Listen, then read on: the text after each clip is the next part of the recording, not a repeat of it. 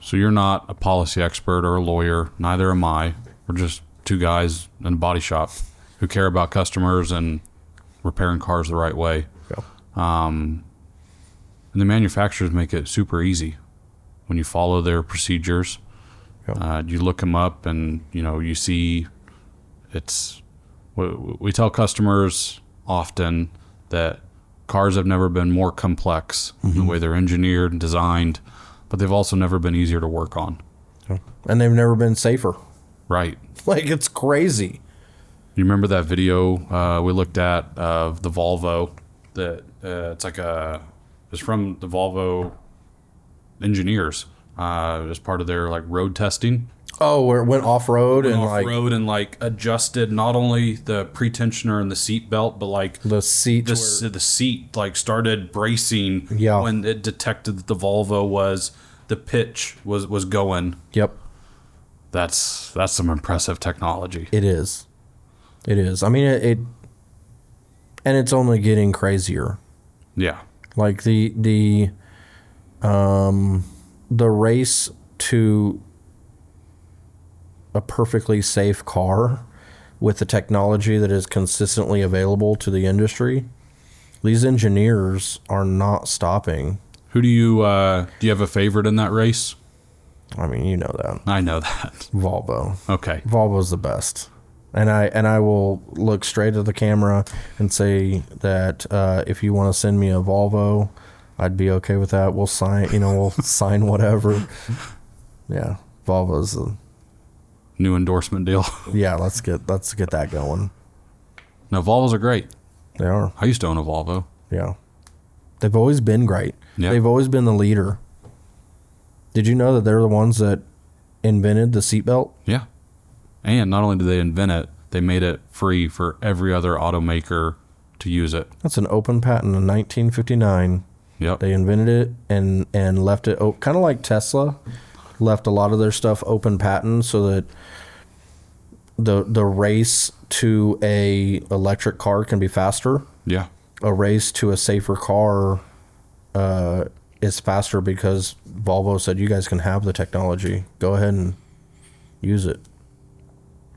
It's fun to watch those videos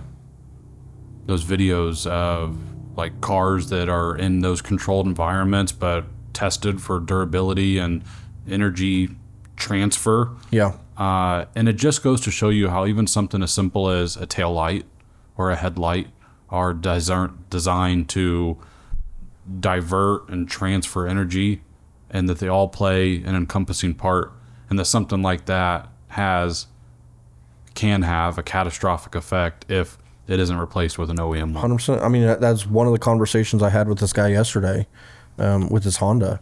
I said, even if it's just a bumper job, he said it's not that big of a hit, or I said, there's lane assist and avoidance collision systems that read through some of these bumpers. And so if you don't have the same specifications as directed by Honda that can read through those materials, like the plastic in a bumper, and yeah.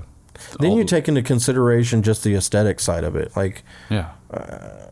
I've seen a ton of these aftermarket bumpers that are just trash. I mean, paint flake later on because there's still oils that have never been baked out of the right. the plastic. I mean, just nothing ever fits correctly. They're folded up. It's just gross, and it shouldn't even be an option. I was talking to somebody the other day. Actually, I was speaking to a class, a culinary class, about the Wagyu side of business. Mm-hmm. And they started talking down on commercialized meat options. And we're very niche into very, artisanal food. Yeah. And I said, listen, man, I'm not here to talk down. I'm just here to give options. Right. In the collision industry, it's quite a bit different because the options are safe versus unsafe.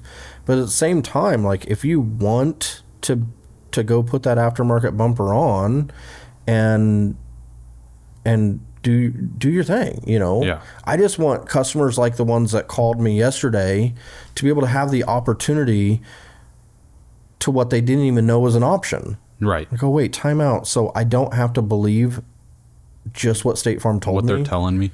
Yeah, I can actually. So that's not true. Like, no, it's not true. So there's room for everybody to exist. Yeah, I mean, yeah, sure. I mean, I will tell you that if people knew a lot of the collision industry, the DRP model, the majority of the body shops that are in bed with insurance companies are scared of them. They wouldn't exist, or their life would be tremendously harder if their customers were educated. Ask questions. Yeah, and they it's kind of like I was listening to an interview the other day with Wolf of Wall Street, Jordan Belfort. Yeah. And he was talking about, you know, a lot of the people didn't know any better, and it's like it's a con. And so in order for a con to work, you have to have people that don't know any better. You have to have people that are uneducated in a certain area to be taken advantage of. And I say that like I'm going to probably get a lot of hate on social media from this, but I'll say it very clearly. I think that it's a con. I think it's wrong when a body shop uses parts behind a customer's back, full well knowing that those parts are incorrect, and knowing that if the customer knew any better, that they would be in trouble. Yeah. Like the body shop would be in trouble. And now if the body shop wants to wave that flag, says, hey, we're going to use aftermarket junkyard parts. We're going to allow the insurance company to dictate how your car gets repaired. And they say that openly to the customer, by all means. And, you know, More power. Good luck keeping your doors open, though. Because these people are going to go, wait, time out. You're doing what to what? Why? I don't want that. Yeah. So, but I you know, we talked about culture a little bit, and we talked about like succession, and obviously you and I go off on a tangent on what we're passionate about. But I do got a question for you as far as like clarity and culture.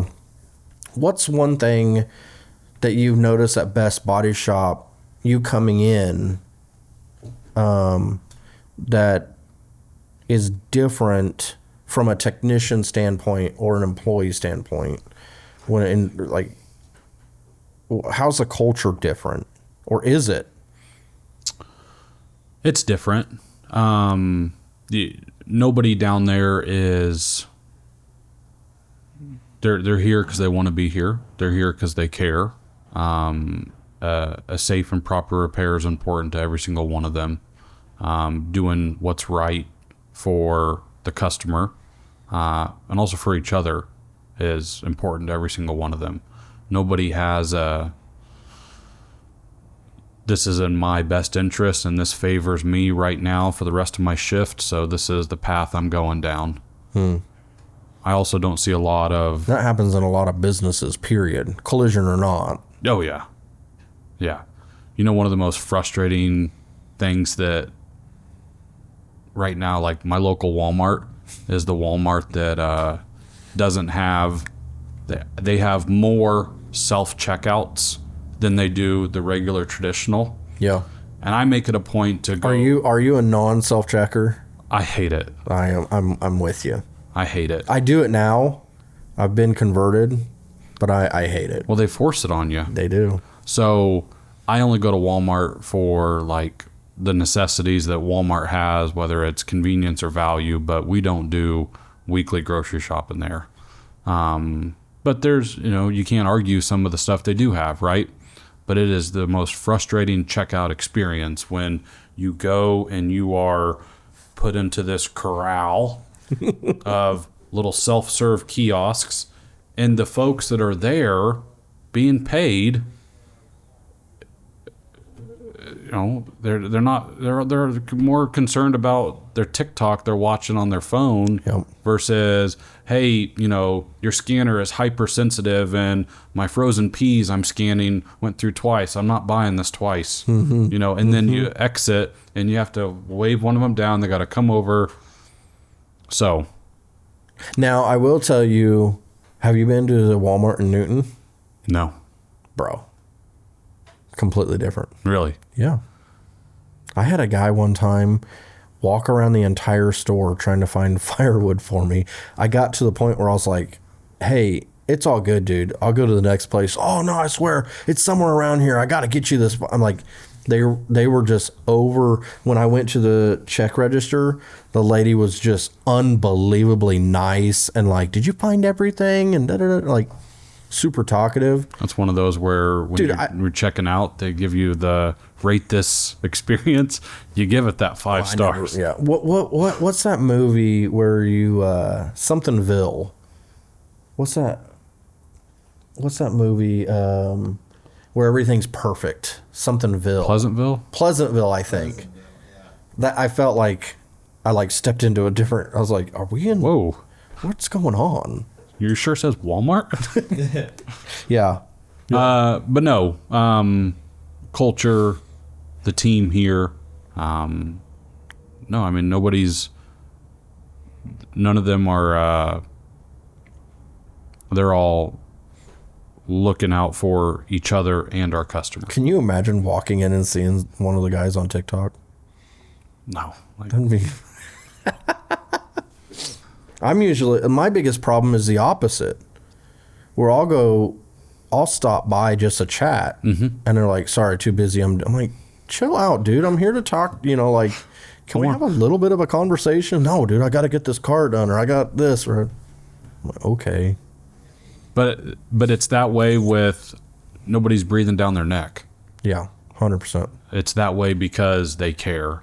100%. Yeah, it's hiring the right people and creating clarity. It's just as important for them to get done with their part that they play in the repair process, the role they have, so that the customer gets their car back, so that, life can continue. Because anytime you have to be without your vehicle, whether it's for a one-day thing or a multi-week repair, it's a huge inconvenience. Yeah. So, and I know none of them take that for granted. That's one of the things, taking a kind of a left turn here, but that's something that Taylor and I have been talking about, how we've noticed, and we're considering doing a series of videos on this, but we've noticed that all the body shop coaches, like all the consultants out there, a lot of them talk about cycle time, about how fast, and their whole thing is like, I listened to one that the guy was talking about how, the lady that got into a wreck that has a family, she doesn't have time for her car to be down, and blah blah blah blah blah blah blah. You need to, and their whole push is almost always, how fast can you get the car done? How fast? And I'm like, that's important. Don't get me wrong, but man, if people knew, like, people don't walk into a doctor and say, do the surgery faster. That's what's important to me. Yeah. Because they understand that surgery could kill you, or it's an important thing to do right. Yes. And I think in the collision industry, there's such a heavy push, even from the coaches level, that all the consumer cares about is speed, and that is true unless you educate them on what's happening with their vehicle. And then instantaneously with our customers, speed is generally not the first thing on their mind, not even a second thing, maybe not even a third thing, even though I think we're probably pretty damn quick. Yeah. But we rely on the tools and the education and the training and the byproduct of speed versus we're going to figure out how to make this faster. It's organic. Yeah. It's organic speed. Yeah. It's the age old expression, slower is faster.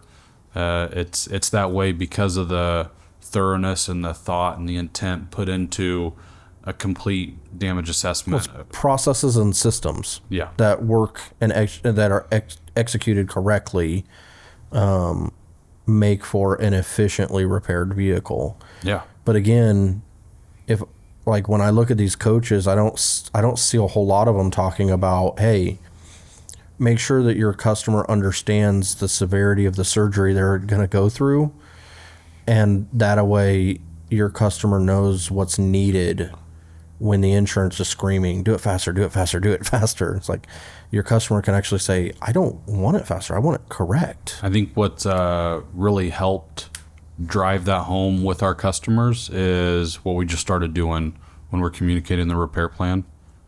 100% with the AI. Yeah. Yeah, That was a game changer. 100%. Introducing Have you noticed a big difference? Oh, yeah. People are, yeah. It just, it brings this high level, oftentimes overwhelming information we're giving them. Yep. And it boils it down to what they need to know, what they care about. If we were able to do that years ago, Yeah. like it's almost like, and just for those that are watching, what we're talking about is when we get a damage assessment done, in order to make that damage assessment, you're putting together frame measurements, pre-scan results, disassembly, photos of the entire process, OEM repair procedures, and then we're sending all that to the customer.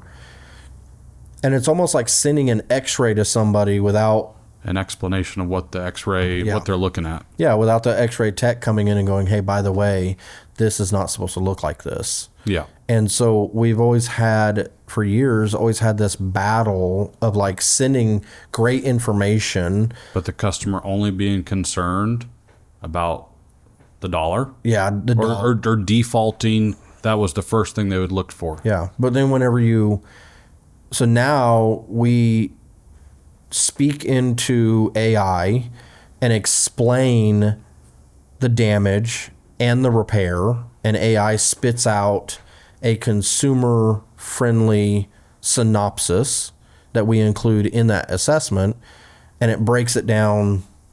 So now you're getting all of this information and then a breakdown of what it means. You got an example? Yeah, I'm sure I do. Let's see. Let's go to sent. When's the last time? We had a... Here it is. You got one? Yeah, here's one on a CRV. Oh, is that the damage to the driver door? That's what it says. Damage assessment summary from the production manager. After completing our damage assessment, we found damage to one door consisting of 2 dents. Door repair. The dents are not suitable for PDR, for paintless dent repair, so the door will require traditional repair and refinish to restore the panel to pre-loss condition. No other components were affected as a result of this damage. Manufacturer requirements. There are no manufacturer required inspections or calibrations for this repair. So to me, without ever seeing the car, I have no idea. I'm assuming there's a door with 2 dents. Okay. That require no calibrations, and the dents are too big to be able to be PDR'd. But there's no required inspections. Yeah. Based off following manufacturer's guidelines, which I know when we're doing a consultation with a customer, we spend a lot of time talking about that. So this just brought that full circle. Dude, I love this. The quarter panel will be repaired to properly complete the refinishing process. The door opening panel will also be refinished, extending forward to the natural break near the windshield to ensure a consistent finish. Left door, dude, this is awesome. Yeah. Yeah, because like you don't have to be an expert, Right. to be able to read that and go, oh, I know what's happening. And then on this, manufacturer required inspection, Toyota requires a full supplemental restraint system inspection after any collision, which may involve inspection and possible replacement of one-time use components to ensure the safety system functions as designed. Love that. Yeah. Love that. So we've seen a lot of great feedback from our customers since we started incorporating that. That's awesome. That's awesome. We kind of veered off on what we wanted to talk about, but that's okay. I'm okay with that. Are you okay with that? Yeah. I'm just hungry. I'm starving. And I think your secretary is still waiting to go to lunch. Okay.